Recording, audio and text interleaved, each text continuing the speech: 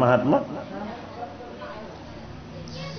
হে ৰাম গীতাৰ মহাত্মা কথা শুনা সৰ্বজন দিব্য জ্ঞান লভে যাক কৰিলে স্মৰণ এ সূতক সম্বুদ্ধি বুলি লন্তৰ ঋষিগণ গীতাৰ মহাত্মা কথা কৈত পোধন হে নাৰায়ণ ক্ষেত্ৰে শোক কৰিলে প্ৰচাৰ কৃপা কৰি কহিও আমাক পুনৰবাৰ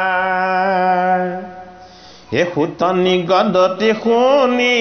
কৰি ঋষিগণ গীতামৃত কোনে পাৰে কৰিব বৰ্ণন গুহ অৰ্থ বুজিবাৰ শক্তি আছে কাৰ দেৱ ঋষি নজানয় মহাত্ম গীতাৰ কিঞ্চিত জানয় মাত্ৰ কৃষ্ণ ধনঞ্জয় যাজ্ঞবল্ক ব্যাসয় আৰু শুক মহাশয় লেখ অংশ জানে মাত্ৰ আন যতজন যিমতে শুনিলো কবে কৰো সংক্ষেপে বৰ্ণন নাৰায়ণ ক্ষেত্ৰত শুকে গীতাৰ মাহাত্ম্য কৈছিলে নাৰায়ণ ক্ষেত্ৰখন ক'ত য'ত নিৰ্গুণ হৰি নিৰাকাৰ উপাসনা হয় য'ত হৰিৰ গুণ কীৰ্তন উপাসনা হয় য'ত ভাগৱত কথা শ্ৰৱণ কীৰ্তন হয় ক'ত হৈছিলে গংগাৰ পাৰত পৰীক্ষিতৰ আগত সহস্ৰ ঋষিৰ আগত ভগৱান কৃষ্ণৰ গুণ যশ আৰু লীলাৰ তত্ত্বস্বৰূপ শ্ৰীমদ ভাগৱত শুক মুনিয়ে প্ৰচাৰ কৰিছিল আৰু শুকে তেতিয়া পৰীক্ষিত নৃপতিক কৈছিলে যে এই ঈশ্বৰৰ অখণ্ডিত যি জ্ঞান তুমি লাভ কৰিলা এই জ্ঞানে তোমাক কি কৰিলে জানা ঈশ্বৰ জ্ঞানৰ ভাগদান কৰাই নহয় কৃষ্ণ আৰু তোমাৰ মাজৰ যি পাৰ্থক্য তুমি দেখিছিলা এই পাৰ্থক্যটোকে দূৰ কৰি দিলে হে পৰীক্ষিত কৃষ্ণ আৰু তুমি মই গুৰু এই তিনিটা বস্তুৰ সম্বন্ধ গুণময় নহয় বোলে কি নিৰ্গুণ তুমিও গুণৰ তত্ত্ব নহয় মই গুৰু গুণৰ তত্ত্ব নহয় আমাৰ উপাসনীয় ঈশ্বৰ ভগৱান কৃষ্ণও গুণৰ তত্ত্ব নহয় বোলে কি সমস্ত জনৰ লগত সমানে প্ৰৱেশ হৈ থকা আত্মতত্ত্ব ঈশ্বৰ তত্ত্ব এইজনৰ গুণ যশ আৰু লীলাৰ কথা যদিও মই তোমাক ক'লো এই কথা কোনেও কাকো কৈ শেষ কৰিব নোৱাৰে ইয়াৰ মহিমা কোনেও নাজানে ভগৱানেও ইয়াৰ মহিমাৰ পাৰ নাপাওঁ বুলি ক'লে সেইটো কাৰণে শুকে কৈছে যে গীতাৰ মাহাত্ম্য আমি কি ক'ম গীতা কি ভগৱান কৃষ্ণৰ গুণ ভগৱান কৃষ্ণৰ নিৰ্গুণ শাস্ত্ৰ ইয়াৰ মহিমাৰ কথা কোনেও কৈ শেষ কৰিব নোৱাৰে আৰু এই শাস্ত্ৰৰ কথা কোনেও জানি বুজি শেষ কৰিব নোৱাৰে ভগৱান কৃষ্ণই এই শাস্ত্ৰৰ মহিমা কিঞ্চিতে জানো বুলি ক'লে কিয় কিঞ্চিত যেনে তেওঁ নিজেই কৈছে যদিও বা হওঁ এনহ কৌতি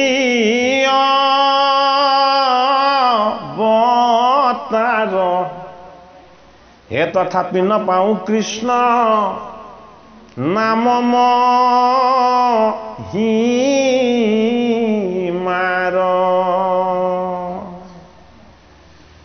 কৃষ্ণ নাম বলিষ্ঠ বীৰ জৰ নাহি সীমা সিহেতু নকলো কৃষ্ণ নামৰ মহিমা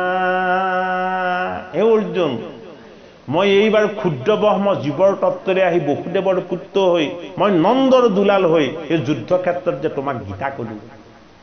এই অৱতাৰ যদি মই কোটিবাৰো লওঁ মোৰ গীতাৰ মহিমা মোৰ নামৰ মহিমা মোৰ কৃষ্ণ নামৰ মহিমা মই তোমাক কৈ শেষ কৰিব নোৱাৰিম সেইটো কাৰণে আমাক কি বুলি গীতা মহাত্মাই জনাইছে কৃষ্ণ ধনঞ্জয়েও কিঞ্চিতহে জানে কি গীতাৰ মহাত্মা কিঞ্চিতহে জানে কোনে যাজ্ঞবল্ক শুক আৰু ব্যাসে কিয় কিঞ্চিতহে জানে আৰে কৃষ্ণৰ নামৰ মহিমা ভগৱানেও কৈ শেষ কৰিব নোৱাৰে গতিকে এই সকল সন্ত মহন্ত উপাসকেনো কৈ কেনেকৈ শেষ কৰিব সেইটো কাৰণে গীতাৰ মহিমা হল অনন্ত আমি আজি পাঠ কৰিছো আজি শ্ৰৱণ কৰিছো ইয়াৰ পুণ্যৰ ভাগ আমাৰ জীৱৰ লগত জনমে জনমে জমা হৈ থাকিব এই সঞ্চিত পুণ্যৰ ভাগ কোনোদিন বিনাশ নহয় যিদৰে ভগৱন্তৰ গুঞ্জস আৰু লীলাৰ মহিমা অনন্ত যদি কোনোবা জীৱই যদি কেনেবাকে ইয়াৰ ভাগ পাইছে এই ভাগো অনন্ত নহয় এই ভাগৰ মহিমা কোনেও কৈ শেষ কৰিব নোৱাৰে তাকে বুজাইছে আমাৰ হে ৰামে লেখ অংশজনে মাত্ৰ আন যতজন অজিমতে শুনিলো কৰো সংক্ষেপে বৰ্ণন গাভীৰূপী বেদ শাস্ত্ৰ শ্ৰীকৃষ্ণে দুহয় এ বছৰ ৰূপ ধৰি তাক অৰ্জুনে পিৱয় এ উদৰ ভনিয়া দুগ্ধ খাৱে জ্ঞানী গণ অৰ্জুনৰ আগে নিজে কহে নাৰায়ণ বেদ কি গায়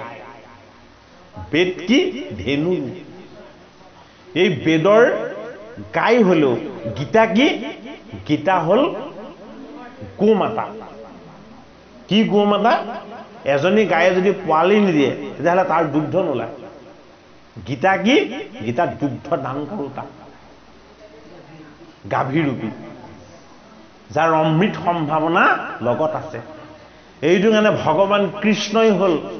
বেদৰ মন্ত্ৰবিলাকৰ মাজত লুকাই থকা গুঞ্জস আৰু লীলাৰ ৰহস্যৰূপী গাভী এই ৰহস্যৰূপী গাভী তেওঁহে দিব কাক দিব বৎসক দিব পুত্ৰক দিব তেওঁ হল পিতা পৰম পিতাৰ তত্ত্ব হল কৃষ্ণ এই পৰম পিতাৰ অংশই হল জীৱ জীৱ কি জীৱ হল অৰ্জুন সেইটো কাৰণে অৰ্জুন হল তাৰ বৎস পোৱালী গতিকে এই জীৱৰূপী ঈশ্বৰৰ শুদ্ধ অংশ শুদ্ধ ব্ৰহ্ম জীৱ শুদ্ধ ব্ৰহ্ম এই শুদ্ধ ব্ৰহ্মই পৰম ব্ৰহ্মৰ পৰম তত্ত্ব পান কৰিবলৈ পাব লাগিব সেইটো কাৰণে কৃষ্ণই হাঁহি হাঁহি উত্তৰ দিছে অৰ্জুনে প্ৰথম কান্দি কান্দি সুধিছে কিন্তু পাছতহে তেওঁৰ বিষাদ দূৰ হৈছে হয়নে বাৰু কৃষ্ণৰ এই গুণ যশ আৰু লীলাৰ অমৃত যদি জীৱই নাপায় তেতিয়াহ'লে সি সদায় কান্দিয়ে থাকিব লাগিব সি আৰু কেতিয়াও হাঁহিবলৈ নিশিকিব সেইটো কাৰণে অৰ্জুনৰ আগত ভগৱান কৃষ্ণ নাৰায়ণে এই গীতা অমৃত তেওঁ দোহন কৰি পান কৰাইছে জীৱৰূপী অৰ্জুনক আৰু এই জীৱৰূপী অৰ্জুনে পোৱাৰ কাৰণেই জ্ঞানীগণে এই জগতৰ হৰিৰ পৰম পবিত্ৰ এই গীতা শাস্ত্ৰৰ অমৃত পান কৰিবলৈ পাইছে অজ্ঞানীজনে এই কথা শুনিবলৈ কেতিয়াও নেপায় বা নোৱাৰে এ জীৱনৰ হেতু মহাত্ম গীতাৰ অদৈৱকী নন্দন কৃষ্ণে কৰিল প্ৰচাৰ সংসাৰ সাগৰ তৰি বাকজাৰ মন অগীতামৃত পান কৰি তৰা সেইজন হে ৰাম শুনে কিবা অভ্যাস কৰয় যিটোজন অজ্ঞান জ্ঞান লাভ কৰিবে নোৱাৰে সিটোজন দিবা ৰাতি যিটোজনে শুনে কিবা পঢ়ে হেলা ৰঙে সেইজনে সংসাৰ কতৰে এ নহয় মানুষ সিটো দেৱৰ ৰূপময় সংসাৰ সাগৰে মজে অৱশ্যে তৰয় গীতা অৰ্থে কৃষ্ণে প্ৰবোধয় ধনঞ্জয় সগুণ নিৰ্গুণ পথ গীতা মাজে হয় এ ভক্তি তত্ত্ব ভুক্তি মুক্তি কহিলন্ত হবে হে একে মনে শুনে তাক তৃতীয় পাণ্ডৱে হে 18 অধ্যায়ৰ মধ্যে যতেক প্ৰকাৰ এ সমস্ত অৰ্জুন আগে কৰিল প্ৰচাৰ এ ভক্তি ভাৱে গীতা জলে যিটো স্নান কৰে সিতুজন তৰি যায় নিৰ্মল শৰীৰে শ্ৰদ্ধা নকৰিয়া যদি কৰে গীতা স্নান হস্তি স্নান সমতাৰ জানা সেই থান গীতা দেখাক দেখি শুনিলে শ্ৰৱণ কৰিলে নহ'ব গীতা কি ভগৱান কৃষ্ণ কি ৰূপ তেওঁ বাংময় ঈশ্বৰ ৰূপ বাক্য ৰূপ কৃষ্ণই জগতক শুদ্ধ কৰে আৰু পবিত্ৰ কৰে কৃষ্ণৰ গুণ যশ লীলা আৰু ভগৱান কৃষ্ণৰ বেদৰ ৰহস্যবাণী কি গীতোপনিষদ সেইটো কাৰণে বেদৰ অন্তিম ভাগ বা সাৰ ভাগ অথবা শিৰোৰত্ন এই শিৰোৰত্ন হ'ল কি আমাৰ স্মৃতিত মস্তক আছে নে নাই এই মস্তকৰ মণি কি এই মস্তকৰ মণি হ'ল স্মৃতি শক্তি কোন ভগৱান কৃষ্ণ সেইটো কাৰণে এই স্মৃতিয়ে ধৰিব পাৰে কি কৃষ্ণৰ ৰূপ কৃষ্ণৰ গুণ কৃষ্ণৰ লীলা কৃষ্ণৰ নাম কৃষ্ণৰ যশ এইবিলাকক আমাৰ স্মৃতিয়ে ধাৰণ কৰি ৰাখিব পাৰে সেইটো কাৰণে আগতে বেদ কি আছিলে শ্ৰুতি আছিলে শ্ৰুতি স্মৃতি বুলি কোৱা হয় বেদৰ বাণীবিলাক ভগৱানে আৰোপ কৰিছিলে আৰু ঋষিসকলে স্মৃতিত ধাৰণ কৰিছিলে কেনেকে স্মৃতি কৃষ্ণ নিজে সেইটো কাৰণে অশৃংখলিত ৰূপত বেদৰ মন্ত্ৰবিলাকক ধাৰণ কৰি পাছত বেদব্যাসে সেই মন্ত্ৰবিলাকক শৃংখলাবদ্ধ কৰি বিভাজন কৰিছিলে গতিকে ভগৱান কৃষ্ণ অমৃতময় ঈশ্বৰজন গীতাৰ বাক্য ৰূপ অমৃত এই তেওঁ বাক্যৰ গুণ যশ আৰু লীলাৰ তত্ত্বৰে সৈতে আমাৰ এই জীৱৰূপী অৰ্জুনে স্নান কৰিব লাগিব এই অৰ্জুনৰূপী জীৱই যদি গীতাৰূপী হৰি ভকতিৰ তত্ত্বৰ দ্বাৰা যদি স্নান কৰে সেই স্নানৰ দ্বাৰা হৃদয় নিৰ্মল হ'ব জীৱ শুদ্ধ হ'ব যদি শ্ৰদ্ধা আৰু ভক্তিৰে গীতা শ্ৰৱণ নকৰে তেতিয়াহ'লে এনেই শুনিলে সেয়া হস্তি স্নান হ'ব হস্তি স্নানটোৰ অৰ্থ কি বোলে ভালকে চাবোন তাবোন মাৰি গা ধুৱাই দিলে পাৰ পোৱাৰ লগে লগে আকৌ গাত বালি মাৰি ল'লে হয়নে ভক্তি নথকাকে শ্ৰদ্ধা নথকাকে এয়াই কৃষ্ণৰ নিৰ্গুণ মূৰ্তি এয়াই কৃষ্ণৰ তত্ত্ব এয়া পালে কৃষ্ণক বেলেগে পাব নালাগে এই শুদ্ধ ভাৱনা লৈ পেলাই আমি যদি গীতা শ্ৰৱণ নকৰোঁ তেতিয়াহ'লে গীতাৰ যি ঈশ্বৰ তত্ত্ব এই তত্ত্বই আমাৰ হৃদয়ক ক্ৰিয়া নকৰিব হে ৰাম গীতা পাঠ নকৰেনো শুনে যিটো জন তাত পৰে সংসাৰত পাপী নাহি আন গীতাৰ অৰ্থ নজানয় যিটো নৰ জ্ঞান বুদ্ধি কুল দেহ ধিক বেতাৰ গীতাৰ অৰ্থ নজানয় মৃহ যিটো গৃহত কৰিছে বাস বিঠাতে সিটো যিটো জনে গীতা পাঠ কদাপি নকৰে যজ্ঞ দান ব্ৰত পূজা মিছাতে সে কৰে যিটো মৃহে গীতা নকৰে যে আদৰ হোম দান যজ্ঞ সবে বৃথা হয় তাৰ গীতা পাঠ কৰে কিন্তু আন নাহি কৰে মহাদোষী সিটো জন নৰকত পৰে যিটো জ্ঞান গীতাত প্ৰকাশ হুয়া নাই আসুৰিক জ্ঞান সিটো জানিবা নিশ্চয় গীতাৰ পাঠ নকৰি ভাগৱত পাঠ শ্ৰৱণ কীৰ্তন নকৰি অন্য দেৱ দেৱীৰ পূজা পাতলৰ দেৱতাৰ কথাৰ যদি কেনেবাকৈ শাস্ত্ৰ অধ্যয়ন কৰিছে তেতিয়াহ'লে তাৰ পৰা পাপ অৰ্জন হয় গীতাৰ মাহাত্ম্যক আমাক সেই কথাটো জনাইছে যে ঈশ্বৰ কৃষ্ণৰ গুণ যশ আৰু লীলাৰ স্বৰূপেই হ'লে গীতা শাস্ত্ৰ এই গীতা শাস্ত্ৰত যি নাই কোনো শাস্ত্ৰতে সেয়া নাই গীতা শাস্ত্ৰত আছে কি সত্য শুদ্ধ ঈশ্বৰ তত্ত্ব বাকী এই দেৱতাৰ পূজা চূজা এইবিলাকৰ পুথিত কি আছে আসুৰী বৃত্তি সেই আসুৰী বৃত্তিবিলাকক যদি আমি উপাসনা কৰোঁ তেতিয়াহ'লে আমাৰ মনটো আসুৰী বৃত্তিৰ ফালে ঢাল খাব হে ৰাম শাস্ত্ৰ বেদ ধৰ্মৰ বাহিৰ সিটো জ্ঞান অজানি তাৰ বিসৰ্জন দিব জ্ঞানীজন অৰ্থাৎ গীতাৰ বাহিৰত যিবিলাক শাস্ত্ৰ আছে সেয়া অধ্যয়ন কৰাৰ কোনো প্ৰয়োজন নাই কাৰণ গীতাই ঈশ্বৰ জ্ঞানৰ তত্ত্বই আমাক ভালদৰে দান কৰিছে বাকী শাস্ত্ৰ বাহিৰৰ শাস্ত্ৰবিলাকত কি আছে ঈশ্বৰ জ্ঞানৰ পৰা আঁতৰ কৰি আসুৰী বৃত্তিৰ চাগে জ্ঞানহে তাত আছে সেইবিলাকক আমাক আঁতৰ কৰিবলৈ পালন কৰিছে হে ৰাম সকলো শাস্ত্ৰৰ জ্ঞান গীতাতে আছয়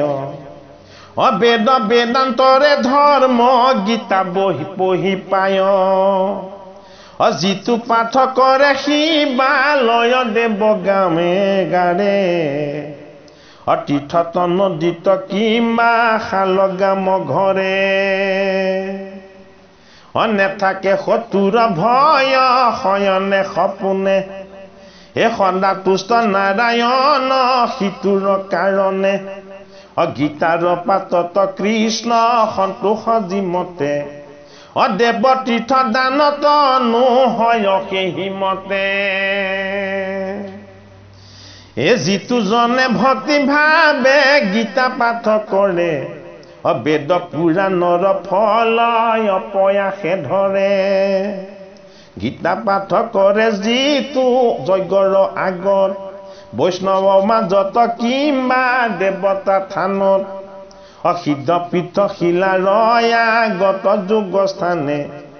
সাধু আগে অথবা পিতৃৰ শ্ৰাদ্ধ দিনে সৰ্বসিদ্ধি হয় তাৰ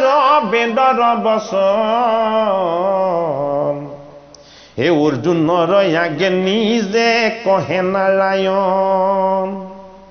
দিনে দিনে যিটো জনে গীতা পাঠ কৰে অশ্বমেধ ফল সিটো অৱশ্যেই ধৰে শ্ৰৱণ কীৰ্তন সদা গীতাক কৰয় পৰম গতিক সিটো অৱশ্যে লভয় ভক্তি ভাৱে যেইজনে গীতা কৰে দান মনোমত ভাৰ্যা লাভ পাই সেইজন গীতা দান কৰা মানে গীতা এখন কিনি দান কৰা নহয়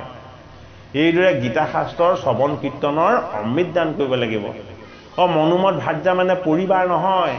মনোমত ভাৰ্যা মানে কি মনৰ ভাল বৃত্তি মনৰ বৃত্তিবিলাক কি অকল লাগে লাগে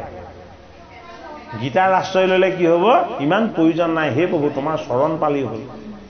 তোমাৰ আনন্দৰ ভাগ পালেই হ'ল সেই ভাৱটো হ'ল মনোমত ভাৰ্যা মনৰ সুখবিলাকক আঁতৰ কৰি ঈশ্বৰ সুখৰ ভাগ দিব পৰা যিটো বৃত্তি এই বৃত্তিটোকে কৈছে মনোমত ভাৰ্যা বুলি সৌভাগ্য যশক লাভ নাহিকে সংশয় পৰম সুখক লভি সংসাৰে তৰয় সৰ্বত্ৰতে যাৰ ঘৰে গীতা পাঠ কৰে পীড়া ব্যাধি দুখ সুখ নাহি তাৰ ঘৰে গীতা কি নিৰ্গুণ শব্দ ব্ৰহ্ম এই নিৰ্গুণ শব্দ ব্ৰহ্ম প্ৰকাশ পোৱা মানে ভগৱান কৃষ্ণ প্ৰকাশ পোৱা য'ত কৃষ্ণ প্ৰকাশ হয় তাত কি হয় পীড়া ব্যাধি দুখ সুখ এইবিলাক দূৰ হৈ যায় কৃষ্ণ কি কৃষ্ণ হল অমৃত এই নাম ৰোগ শোক তাপম ত্ৰয় থাকয় দূৰত নহয় বিপদ তাৰ অৱনি মাজত নৰক এৰাই বাহে কৃষ্ণ ভকতি বিস্ফুট আদি ৰোগে নহয় দুৰ্গতি জীৱৰ পালক কৃষ্ণ যদি তুষ্ট হয় ন্যায় ভক্তি বুলি তাক কহে বেদছয় মুক্তি সুখ পায় অংগ পাপ মুক্ত হয় পদ্মপতে জলে যেন স্পৰ্শ নকৰয় যিটো জনে নিতে কৰে অভ্যাস গীতাক মহাপাপে স্পৰ্শ নকৰয়ক ভূতাক অভক্ষ নয় বছৰয় আচৰণে অভক্ষ নবাইশ্বৰ আচৰণে অস্পৃশ্য স্পৰ্শ নকৰে জ্ঞানে বা অজ্ঞানে অসত্য ইন্দ্ৰিয় হেতু যতে কপাতক সৰ্বপাপ নাশ হয় পাঠক গীতাক সৰ্বত্ৰ আহাৰ কৰে নকৰি বিচাৰ গীতা পাঠে সেই পাপ খণ্ডয় তাহাৰ ৰত্নপূৰ্ণ মহিলা ভ কৰে অনায়সে এই গীতা পাঠ মাত তাৰ সেই পাপ হৰে এই ৰত্নপূৰ্ণ মহিলা কৰে অন্যায়েৰে দেই এই গীতা পাঠ মাত তাৰ সেই পাপ হৰে এই অন্তৰত গীতা যাৰ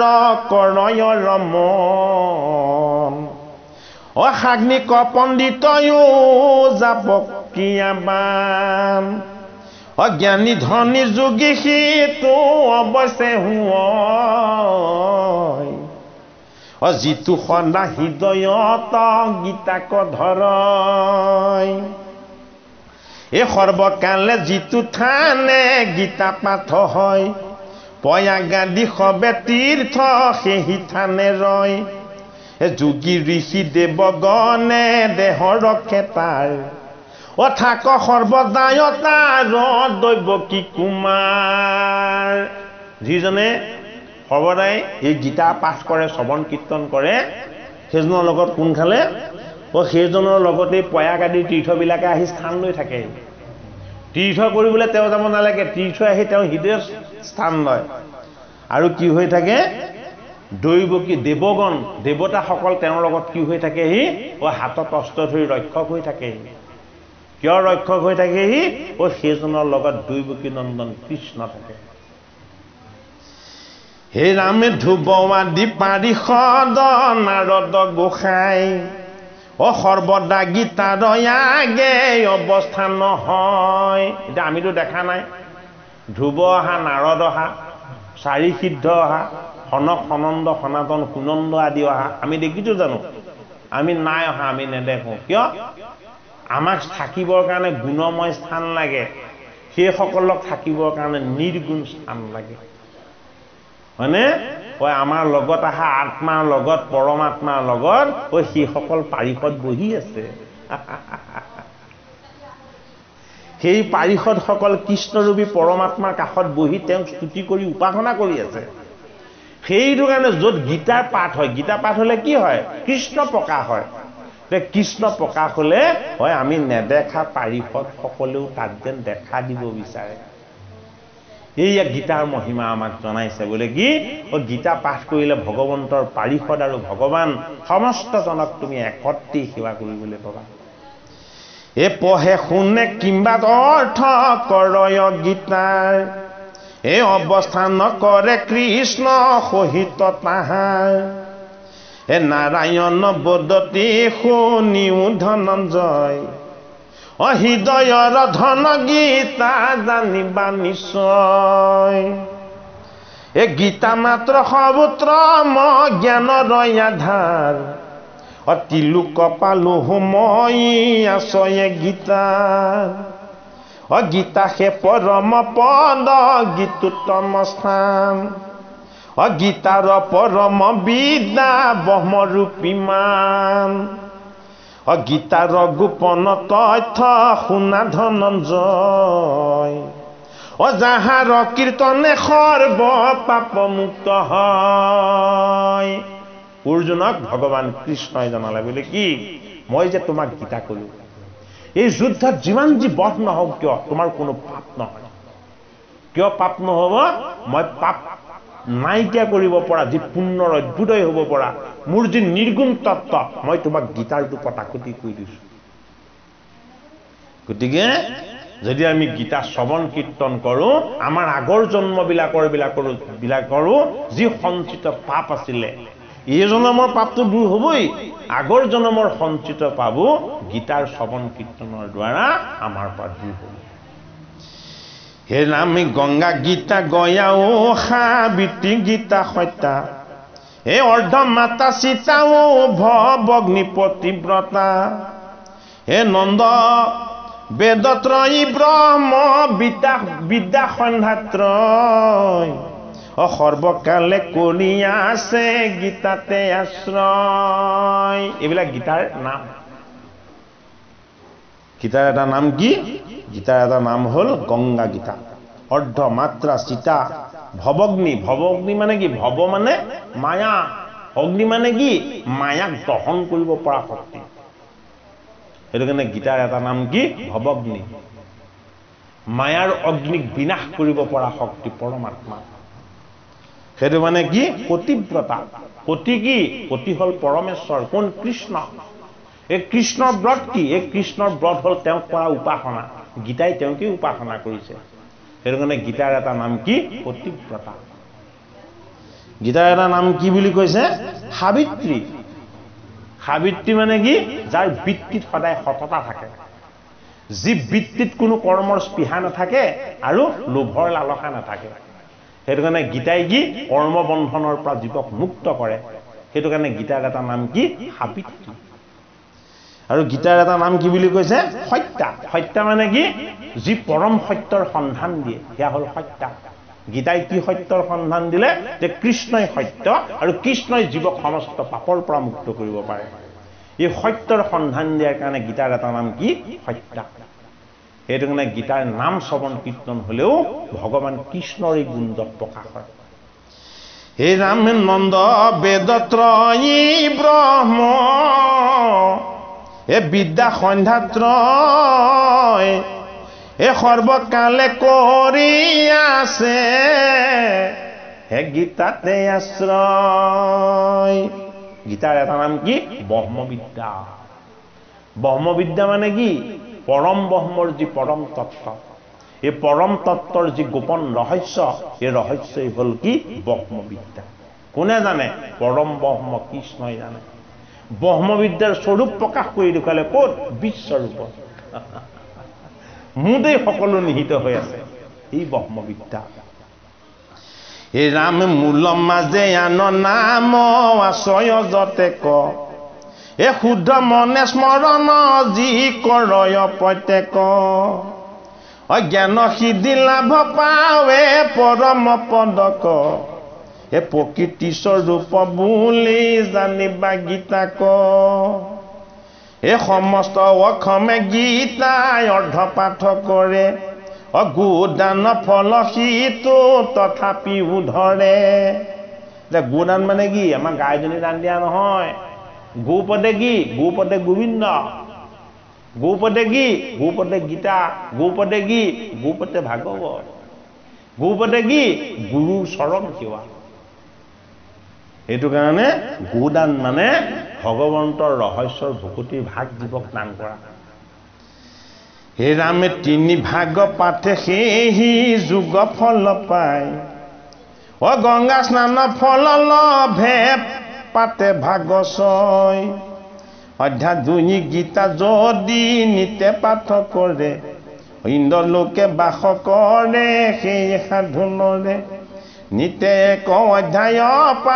পাঠ কৰে ভক্তি ভাৱে সংসাৰত ৰয় সুখে ৰুদ্ৰ লোক পাৱে অৰ্ধ বা অৰ্ধাৰ্ধ আধা পাঠক গীতাক সত্য মনন্তৰা বাস কৰে সূৰ্য লোক যদি শ্লোক পাঠ কৰে 10 5 7 4 3 1 অধ্যায় যদি মাত্ৰ পাঠ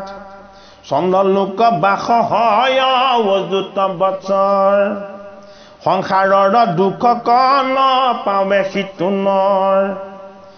কোন অধ্যায়ৰ 4 ভাগৰ ভাগ পাঠ কৰি কৰে যদি জীৱনক ত্যাগ সৰ্ব পাপ মুক্তি পায় সেই সদাচাৰ ৰাখি ৰাখি পাব হব ধ্বংস হয়তাৰ মৃত্যুকালে গীতা সংগে থাকে অজাহাৰ বৈকুণ্ঠে কৃষ্ণৰ সংগে কৰয় বিহাৰ গীতাক শুনয় যিটো শুদ্ধ চিত্ত হুই সুবৰ্ণ পাতৰ বস্ত্ৰ ভুজ দ্ৰব্য চাই প্ৰীতি হেতু পৰমাত্মা উৎসৰ্গ কৰিব যথা যোগ্য পুঁজিবা চকক সন্তোষিব সুবৰ্ণ সহিতে বস্ত্ৰ দ্ৰব্য দিব দান বাচকৰ তুষ্টে প্ৰীতি হুৱে ভগৱান সুতনি গদতি শুনি কৰি সিগন অৰ্জুন আগত স্বয়ং কহে নাৰায়ণ এ গীতা পাঠ শেষ ইটো পাঠ যে কৰিব তেবে সে পাঠৰ ফল সিজন লভিব এ গীতা পাঠ কৰি যদি মহাত্ম নপঢ়ে এ বৃথাতে সিজন গীতা পাঠ কৰি মৰে এ মহাত্ম সহিতে গীতা পঢ়ে কিবা শুনে লভয় পৰম গতি শ্ৰোতা বক্তা জনে এ পুণ্য ফলে সংসাৰত ৰয় সিটো জন এ শুনি অৰ্থ শুনি মহাত্মাকে কৰিলে শ্ৰৱণ এ শুনা সৰ্বজন ইটো এ মহাত্ম গীতাৰ এ যাহাৰ প্ৰভাৱে সুখে হে তৰয় সংসাৰ গীতাৰ মাহাত্ম এহি মানে সমাপন ও হৰি হৰি বোলা সবে সম্ভাষণ হে হৰি ৰাম